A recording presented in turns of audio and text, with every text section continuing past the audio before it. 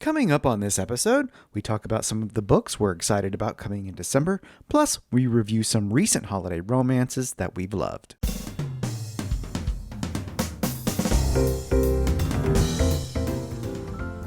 Welcome to episode 349 of the Big Gay Fiction Podcast, the show for avid readers and passionate fans of gay romance fiction.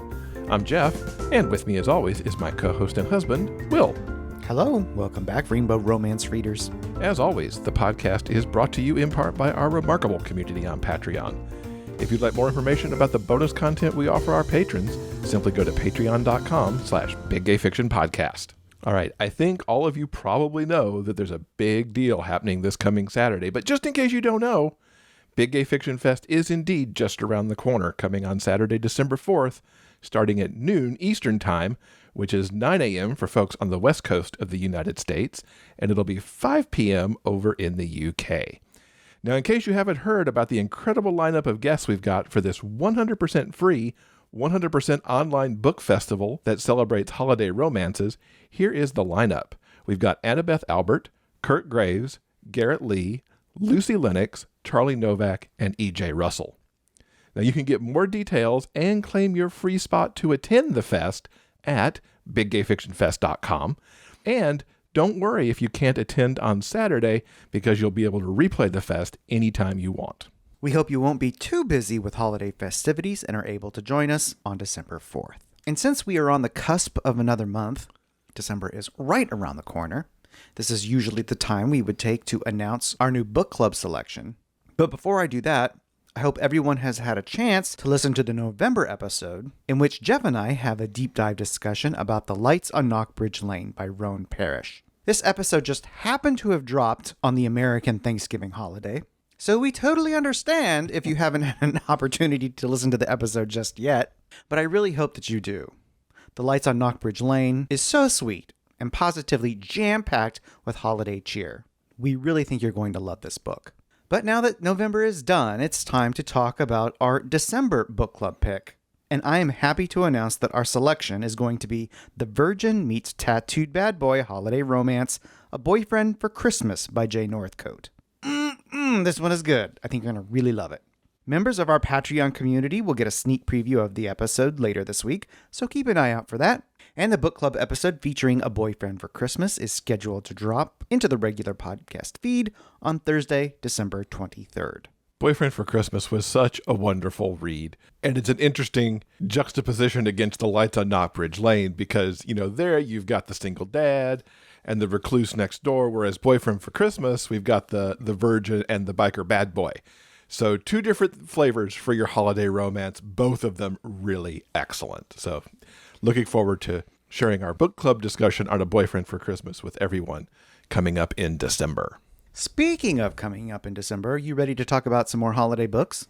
I am. I've seen your list. I previewed it before we sat down to record. You've done mega damage to my TBR, which was already bursting at the seams for December. Oh my goodness, yeah. Let's make other people add to their TBRs right now. What have you got for us? So let's kick things off with Waking Up Under the Mistletoe by Alice Crane, which will be releasing on December 1st. Rory loves everything about the holidays. Oliver is a bit of a Grinch. When they wake up married to each other on Christmas Day with no recollection of how it happened, they have no choice but to stick together until government offices reopen the following day, so that they can get an annulment. Although their sexual chemistry is undeniable. Is it possible to fall in love with a stranger in a single day? Of course it is. This has Hallmark movie rom-com written all over it. You've got the little amnesia kind of thing, however they fell into bed together and are married now, however that sorts itself out. There's something about Sunshine and Grumpy that has really become kind of my catnip in this holiday season. I feel like more books than usual this holiday season are relying a little bit on that, and I've loved it every single time. So, yeah, this is one of those that you've added to my already bursting TBR. Waking Up Under the Mistletoe by Alice Crane will be coming out on December 1st. And the following day, on December 2nd, Spiced Kisses, the newest from Charlie Novak, is going to be releasing. When pub owner Ben is injured playing rugby, He needs the help of his festively cheerful pal Ianto to get through the month of December.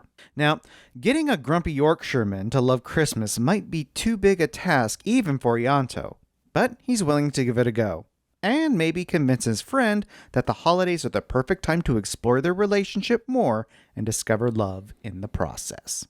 I'm not going to say too much about this right now because I'm actually going to review it coming up in a few minutes. All I'll say right here is this was one of the best things ever. I absolutely adored this book, and you'll find out more later. Also releasing on December 2nd is Only One Bed by Keira Andrews. If ever there was a title that spoke to you and your love of forced proximity, this would be it right here. I know. Sam's best friend needs him, so he rushes to a picturesque mountain village where ATN is skating in a holiday ice show. But there is only one bed in their cozy little cabin. These two friends might just become lovers in this Christmas romance that offers a sexy, festive twist on the classic forced proximity trope. I mean, yeah, you're right. It's all right there in the title. Yeah, you didn't need to know more than that. But then you add Keira Andrews, who is a favorite of ours. For me, you added a skater. Doesn't matter that he's not a hockey player skater. He's still a skater. So yes, please. And then there's friends to lovers thrown in here too. I mean, this just has us written all over it. You know, I've often talked about how friends to lovers and forced proximity are my favorite tropes, and that I could read them all day, every day for the rest of my life and be perfectly happy. I had a wild idea recently. Please do tell. There are so many amazing Christmas romances, not just this year, but from years previously, that my Christmas-specific TBR is a mountain in and of itself. And I was thinking, what if I just took an entire year Oh my goodness. to read Christmas romances with friends to lovers and forced proximity tropes? Because I guarantee you, I would not run out of titles to read. Absolutely not. I mean, the question remains if I would ever get sick of it. I've always said that I wouldn't, but it's like, I don't... Is this the beginning of a 2022 challenge? The perhaps? idea of this particular challenge both fascinates and terrifies me. I don't know. It's just something I've been thinking about recently. You're not usually somebody who reads holiday outside the holiday season either. So I don't know if like the forced proximity friends to lovers would wear you out, or just 12 months of holiday cheer might also be kind of the breaking point for you. Stay tuned, folks. We might find out more about this as 2022 arrives. Another book headed our way, this one coming out on December 3rd, is The Holiday List by Lane Hayes. Older, sporty, single dad Sam doesn't know what to do when a new neighbor shows up on his doorstep with cookies and a wacky plan to spread holiday cheer. Though he does need help with some of the experiments his son wants to try, so maybe he can talk Chet into a mutually beneficial trade. The only snag is that he's quickly becoming attracted to this unintentionally charming and sexy holiday elf with thick glasses. So here's Grumpy Sunshine again. But this also speaks to some of my catnip from this year, because nerds and jocks have kind of been a thing for me this year, so that attracts me to this book.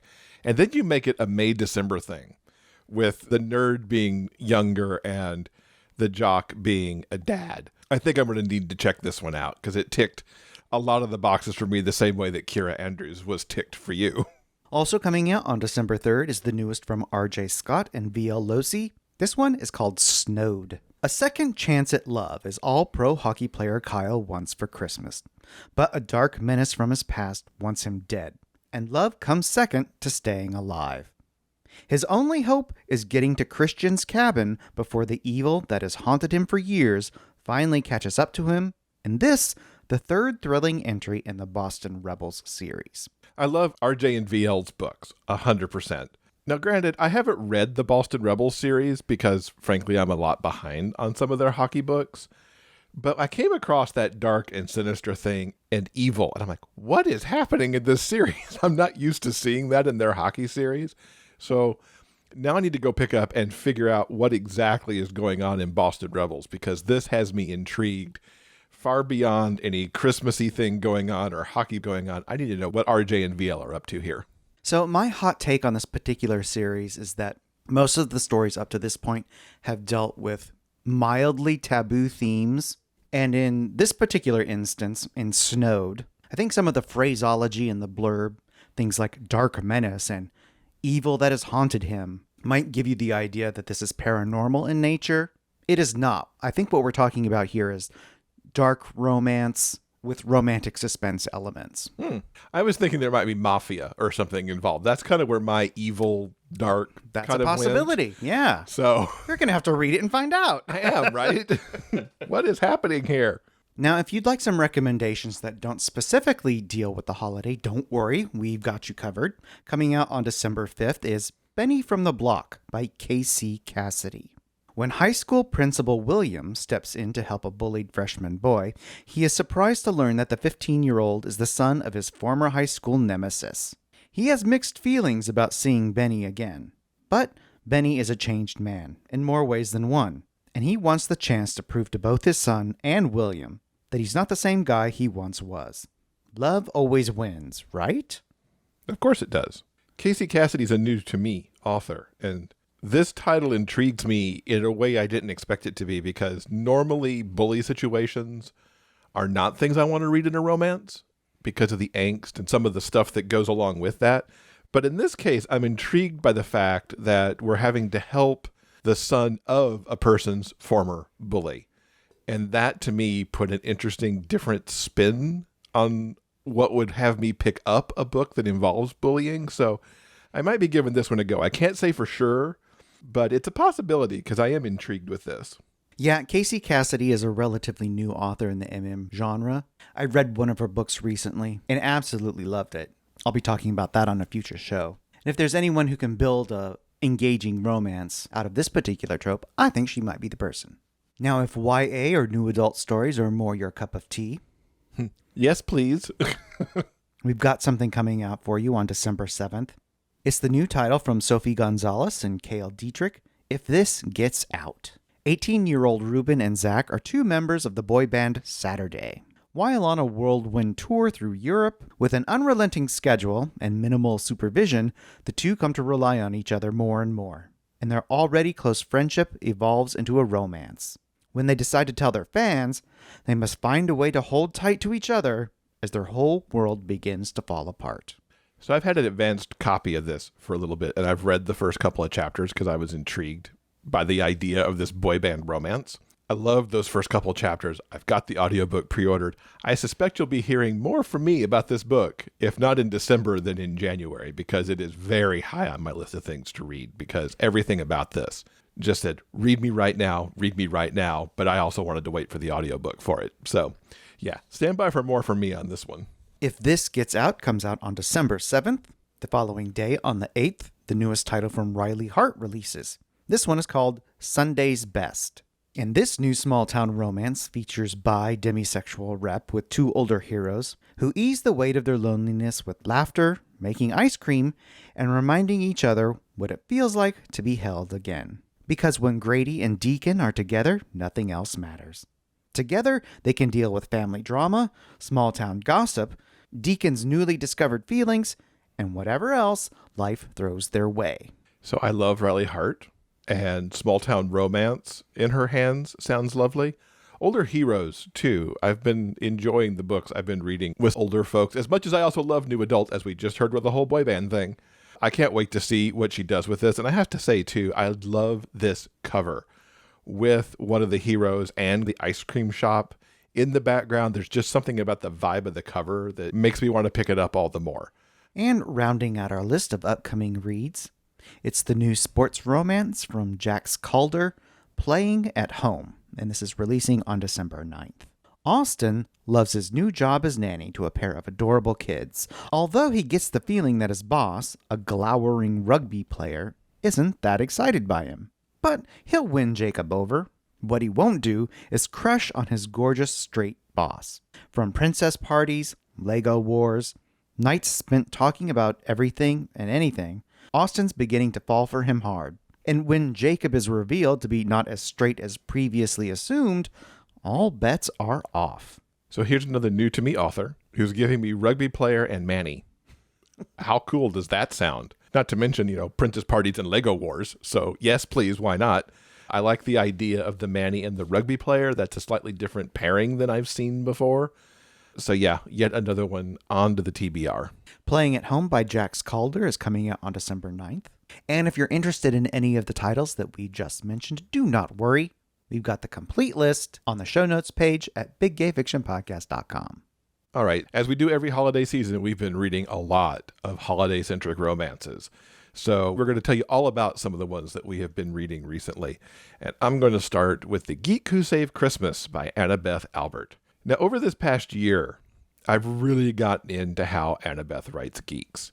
Conventionally Yours and Out of Character are absolutely wonderful books. So when she announced The Geek Who Saved Christmas, I immediately claimed that book as part of my holiday reading. I adored this story of the Sunshine Geek bringing magic to the grumpy guy's house. And see, there's that grumpy sunshine thing that we were talking about just mere minutes ago coming into play. And it'll show up again more in my reviews as we go. I was absolutely delighted to find that there's a lot more than the sunshine and grumpy labels for Gideon and Paul. And I adored the story even more because of that. Gideon Holliday, quite appropriate to his name, loves Christmas and the neighborhood that he lives in. He always helps to coordinate the decorations everyone puts up, which is part of a fundraiser since the neighborhood invites people to drive through and make donations to help various community projects. He always wishes his next-door neighbor Paul would decorate, but Paul's opinion of the holiday is much more like bah humbug. Now, Paul isn't a complete Scrooge, though, and we see that early on because Paul volunteers his construction business to help with some needed work in the community park, which is a point of contention to the neighborhood's true Grinch, who plays a little bit of a minor side role in this book. Paul also comes to Gideon's rescue when Gideon gets stranded up on his roof while putting up decorations. Paul ends up needing Gideon's help, though. Paul's younger brother Brandon is coming for Christmas because his girlfriend's parents are going away for the holiday. Brandon also wants to propose to Elaine during this holiday break. It's not going to do for Paul to have a holiday-free home or for Paul to have sawhorses in the guest bedroom. Those just don't happen to be something he's put away from the renovation he's been doing of the house. Gideon eagerly says yes to helping decorate and gets Paul's place ready for Brandon's visit. It doesn't hurt that Gideon has always thought Paul was attractive, and the chance to get to know him a bit better certainly doesn't hurt either. Paul's also not opposed to having the cute, sexy Gideon around more, because guess what? Paul has often had feelings for that cute guy next door. Annabeth does such a beautiful job bringing these two guys together as they set up working on Gideon's color-coded plan to get everything done in time for Brandon's arrival. These guys find out so much about each other over the days that they're working together. Gideon, for example, was once married to a woman, a marriage they ended because it turned out they were both gay. As things like this is revealed, we find that Gideon isn't completely the ray of sunshine he appears to be at first look because of how the divorce hurt him, even if that was for the best, and how he keeps himself so busy and cheery to avoid the sadness. It's things like this that show how much Paul and Gideon actually have in common. For Paul, it's that he had to take care of Brandon when his parents died in an accident. He gave up a lot, making sure that Brandon had every opportunity. And while he's happy for his brother's success, even now, Paul doesn't often take care of his needs and dreams because he wants to make sure everybody else is provided for. What begins as a stray kiss and moves to neighbors with benefits, and then further moves on to true, actual, real feelings for each other that neither Paul or Gideon know how to deal with. Annabeth just continues to ratchet up all the emotions in this book. Watching how they fall into a rhythm of working together, whether it's decorating, shopping, planning things for Brandon and Elaine's visit, or the simple task of doing something nice for the other. Annabeth gives us all the feels, holiday and otherwise. Gideon and Paul are a terrific team, giving a wonderful holiday to Brandon and Elaine, and working together for some of the neighborhood activities too. But neither of them really knows how to express how they feel to each other. Gideon's convinced he's only needed because of how helpful he is, and Paul's really clueless about how to express how thankful that he is for Gideon himself and not just his helpful nature. Now, normally I get annoyed when people need to have a simple conversation to actually get through things, but I love how Annabeth set this up and ultimately solved it for Paul and Gideon. It was so endearing and heartfelt because the thing is, these two don't know how to have the conversation they need to have. They're not really trying to avoid it. They really want to have it, but they don't know the words. They just don't have this thing that they need in this case. There's something that Paul says towards the end of the book that really resonated. We rescued each other, and now we don't have to be alone for any of the other 9 zillion holidays you celebrate. That tells you right there how much he has opened his own heart and how they truly did rescue each other from the sadness that they were both living in that wasn't always obvious to some people. Oh, I just loved it so much. Annabeth gives all the holiday goodness in this book. The decorating, the food, the snowy locations, the celebrations. Brandon and Elaine's engagement was so delightful and perfectly them because Annabeth gives us enough information about them that we can truly appreciate what Gideon and Paul put together to help them pull that event off. While they are side characters, I tell you, I was totally invested in that whole side story that went on there. And there are some amazing grand gestures between Paul and Gideon, too, that just warmed my holiday romance-loving heart. So I absolutely recommend that you add The Geek Who Saved Christmas to your holiday reading list. It was just brilliantly awesome. And moving on to another one that I have picked up. It's been far too long since I visited the Wilde and Marion universe of Lucy Lennox. And I have to admit that I've actually never been to Aster Valley. But a single book has now solved that problem for me and done it in Christmas style. Forever Wilde and Aster Valley brings together the Wildes, the Marions, and the characters from Aster Valley into one mega crossover that mixes a family reunion, Christmas fun, and a wonderful romance. The Wildes and Marions have arrived at Aster Valley for a huge family reunion at the Rockley Lodge. Of course, bringing these families together is a wild and boisterous affair that we've seen hints at in previous books, such as the gathering at the beginning of King Me.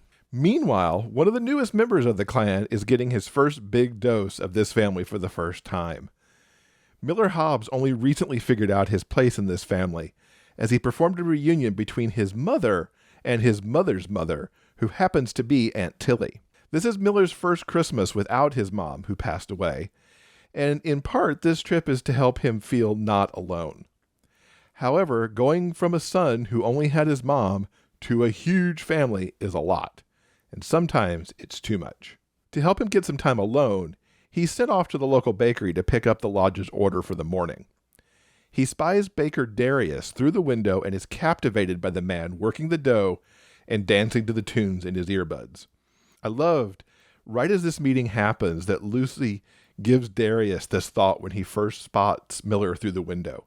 This man will be someone important to me. How sweet is that? They haven't even said 2 words to each other yet, but just something about seeing Miller through the window gives that thought to Darius. It's a bit of a counterpoint to Miller, who at one point mentions to Nico, the Wildes and Marions make it look so easy, you know. Like you can just go out there and find your person and live happily ever after. It's not like that in real life. Well, that may be true, but you know what? Hang on, Miller, because you're about to find your person. The romance between Darius and Miller is so super sweet. Darius, who is also new to Aster Valley after selling his chain of bakeries and relocating from Chicago to reconnect with what he loves about baking, is super tuned in to Miller's moods and provides a place of calm from all the bustling at the lodge. It gives them time to connect over food, over simpler things in life, and over just simply enjoying time together. In fact, I would call the romance between these guys simple and sweet. And I don't mean that in a bad way at all. It's just that it's not that overly complicated. It's not angsty. It's 2 men finding their person and quickly discovering that the person is exactly who they need to be with. I adored the easiness that Lucy brought to the romance of this story.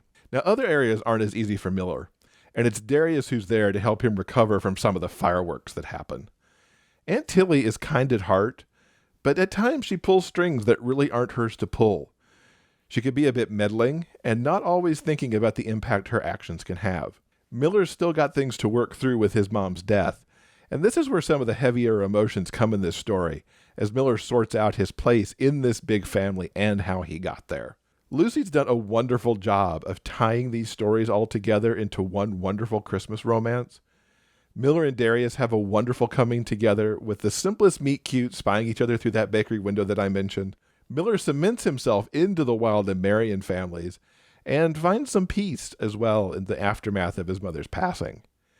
And there's so much Christmas. This is possibly the ultimate book of found family, with not only the foundation these 2 families have with each other, but also all the people that they've brought into their lives, with husbands and wives and children and grandchildren. I got such a warm feeling from having Christmas with this wonderful large gang. It just really made me crazy happy. Big audiobook props too to Michael Dean. As always, he's expert at bringing all the right feels to these romances, but he also does a fantastic turn at getting all of these characters together and capturing the fun and frivolity of their holiday celebrations. I absolutely loved it. So yes, you also need to add Forever Wilde and Aster Valley to your holiday reading. Even if you've never visited these families from Lucy Lennox before, she does a great job of giving you what you need to know about these characters, but in actuality, none of the past matters within this moment. You can just sit back and bask in all the love that these families have for each other and not really worry about how all of it connects together. And you get a great brand new romance as well. Oh, thank you, Lucy, for a wonderful holiday read. Well, are you ready to take a trip from one festive location to another? From Aster Valley to Christmas Mountain? Absolutely. Bring on more Christmas. I'm glad you said yes, because I just finished reading Christmas Mountain, the latest from Garrett Leigh. And this story is about Fen and Rami, who once worked together at a prison as guard and probation officer respectively. And the last person Fen ever expected to find broken down outside his house on snowy Christmas Mountain is his former co-worker with a toddler in tow. Rami explains he was headed up the mountain to his sister's place, Fen's closest neighbor, and little Charlie has recently become Rami's responsibility. But he doesn't feel he's up to the task and is seeking the help of his far more capable sister, Sophia. But because of the storm, it's apparent that they're not going anywhere anytime soon, and they settle in. Fen is a natural at parenting and is terrific with Charlie. The whole situation is so intimate and cozily domestic. The attraction Fen and Rami once shared, before life took them on separate paths, is still there. A near-death injury Fen received while on the job still haunts him and is the reason he retreated to his current life of solitude on the mountain, running his family's tree farm. The next morning, Patty, Sophia's husband, arrives in his truck to take Rami and Charlie up the mountain. They will stay for a while for some long overdue family time. A few days later, Fen drops by to find Rami knee-deep in farm life, kids, animals, and constant general chaos. Fen thinks it suits him. Rami insists otherwise. They go into town for a date night, so Fen can check in on the tree lot that's part of the Christmas fair. They eat donuts from one of the vendors and share a pint. Some flirting and a kiss at the local chip shop hopefully will lead to more. And when they get back to Fen's place, they make out for hours, falling asleep in each other's arms. The next day, Patty takes Rami deep into the woods to show him the tree house, an office beautifully constructed by Fen's dad. Inside is a powerful satellite router. Now, up to this point, Rami has insisted that his sister's plan to have him and Charlie live on Christmas Mountain wasn't feasible because the internet was so crappy.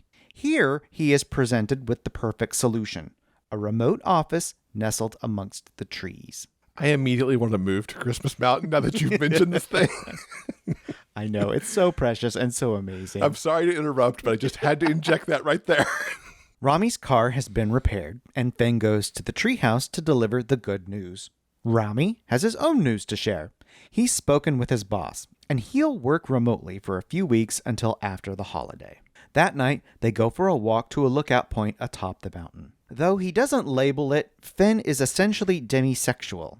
And while he wants to be with Rami that way, it's going to take some time to work through the storm of emotions that are inside of him. Rami, meanwhile, needs to get some things from his place in Manchester, so Fen goes with him on a day trip.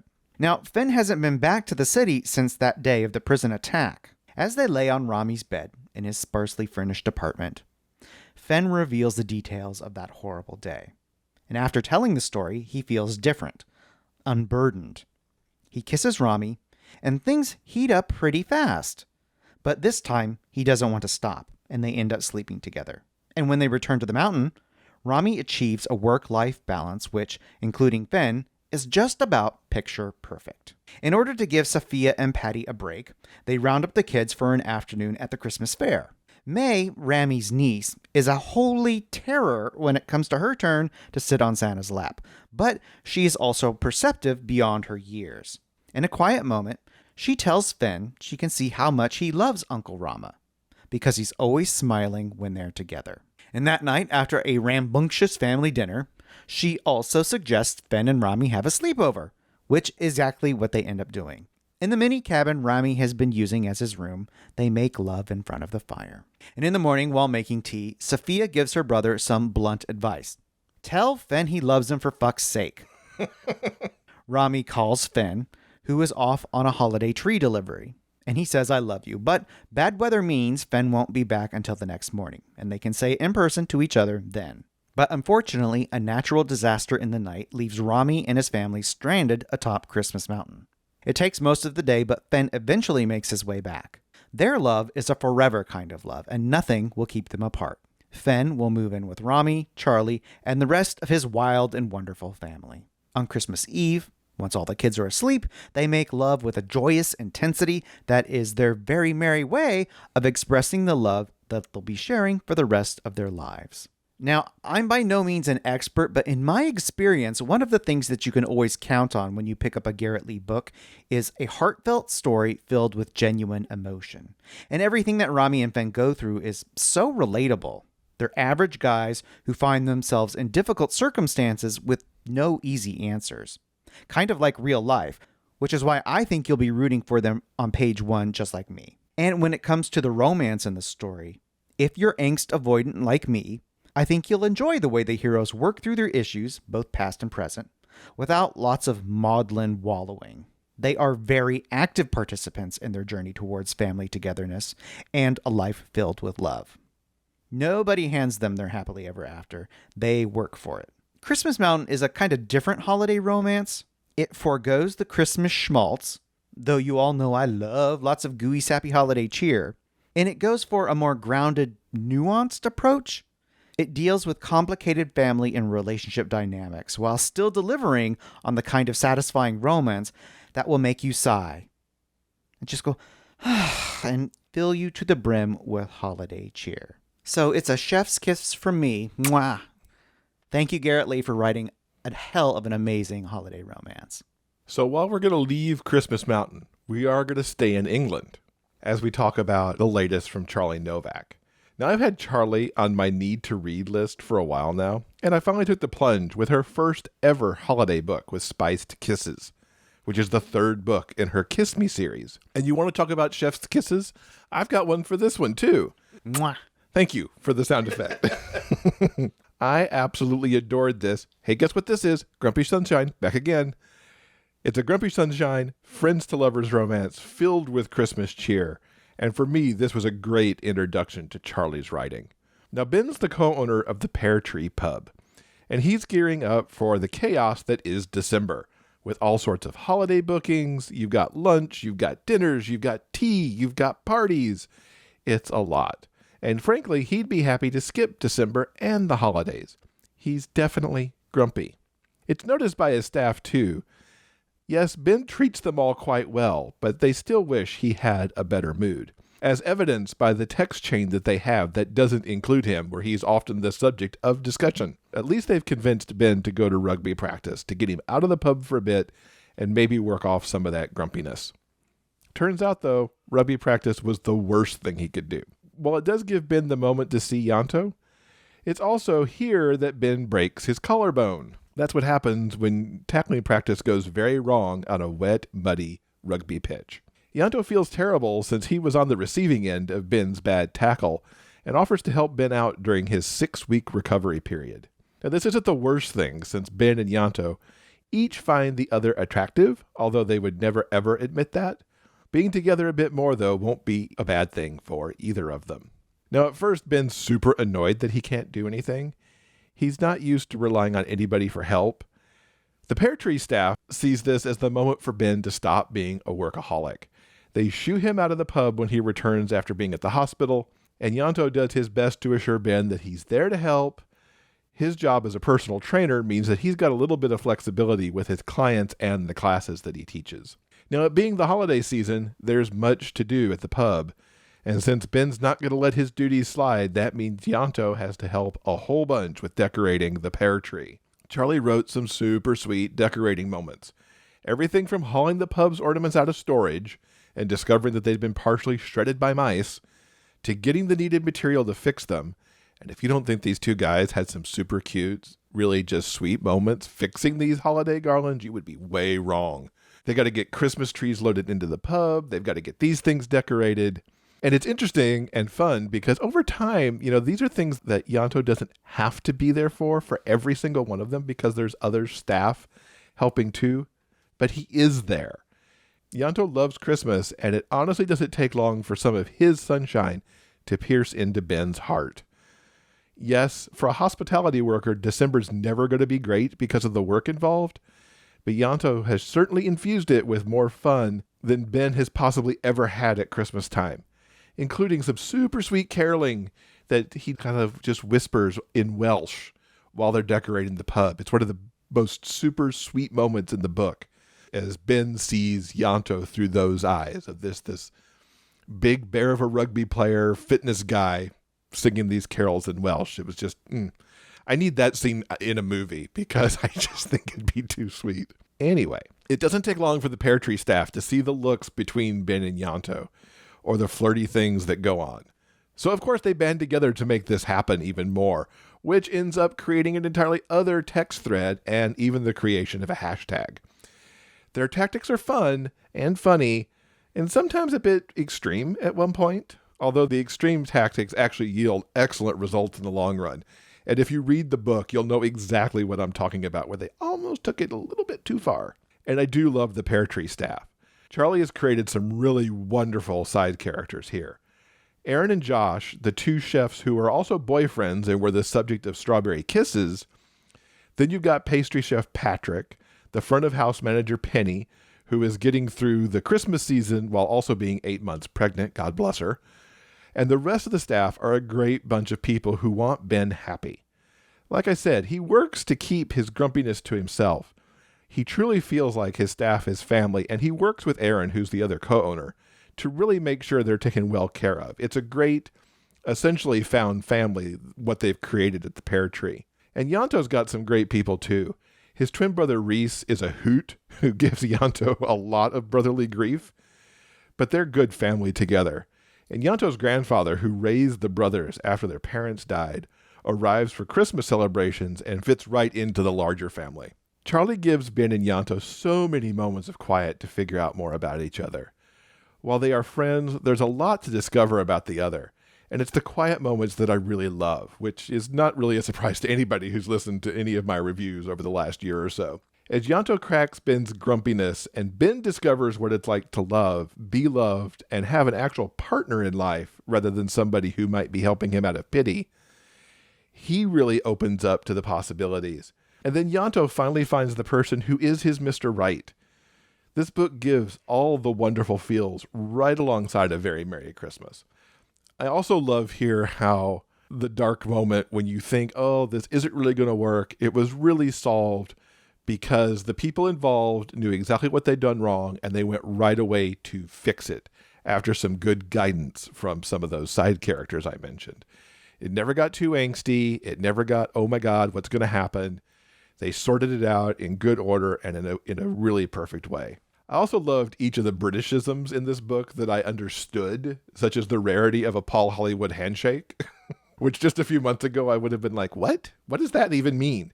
Yeah, I've been over binging certain British programs lately. Things like that give this book a richness and setting that I absolutely adored. And yes, I would love a trip to the pear tree to hang out with these people because they all seem like super fun. And frankly, the food sounded really good too. So I highly recommend Spice Kisses by Charlie Novak to be added to your holiday reading list, just like the other two books I've mentioned. Meanwhile, I've got the first two books in the Kiss Me series lined up on my TBR because I need to visit the pub again, which I think I will be doing shortly after the new year. Now, if our festive reviews of these 4 books have piqued your interest, we've got good news because we're going to be talking about them even more on Saturday, December 4th. Yes, each of these books are from the authors who are featured in the Big Gay Fiction Fest. So you can find out far more about each of these titles by coming to the fest. And don't think we shortchanged E.J. Russell either. Will has loved each of the books that are inside the Christmas Kisses collection that she's got out, and we'll actually link to other episodes where Will has reviewed the 3 in each of those. And EJ's bringing along Kurt Graves to talk to us on the festival, and we're going to get a whole story read by Kurt as part of the fest. If you want to claim your free spot to the fest, all you have to do is go to biggayfictionfest.com, and then you'll be ready to go on Saturday, December 4th, when the festivities begin at noon Eastern Time. Now, as we always do, we want to quickly remind you that this episode's transcript has been brought to you by our community on Patreon. Thank you, Patreon peeps. If you'd like to read our conversation for yourself, simply head on over to the show notes page for this episode at biggayfictionpodcast.com. The show notes page has links to everything that we talked about in this episode. Yes, they do. We will have the links to every single book that we've talked about over there, so you can make your TBR as large as ours is. All right, I think that'll do it for now. Coming up next on Monday in episode 350, we've got more book reviews for you. Plus, we're going to be headed to the movies as we take a deep dive look at the gay holiday romance Dashing in December. We call that discussion Holiday Movie Matinee, and we're actually going to be talking about the Christmas setup as part of the Big Gay Fiction Fest. Meanwhile, here on the podcast, we'll talk about one of our other favorite movies from 2020 with Dashing in December. And we hope that you'll join us for that next week. On behalf of Jeff and myself, we want to thank you so much for listening, and we hope that you'll join us again soon for more discussions about the kind of stories that we all love, the big gay fiction kind. Until then, keep turning those pages and keep reading. Big Gay Fiction Podcast is part of the Frolic Podcast Network. Find more shows you'll love at frolic.media/podcasts. Production assistance by Tyson Greenan. Original theme music by Daryl Banner.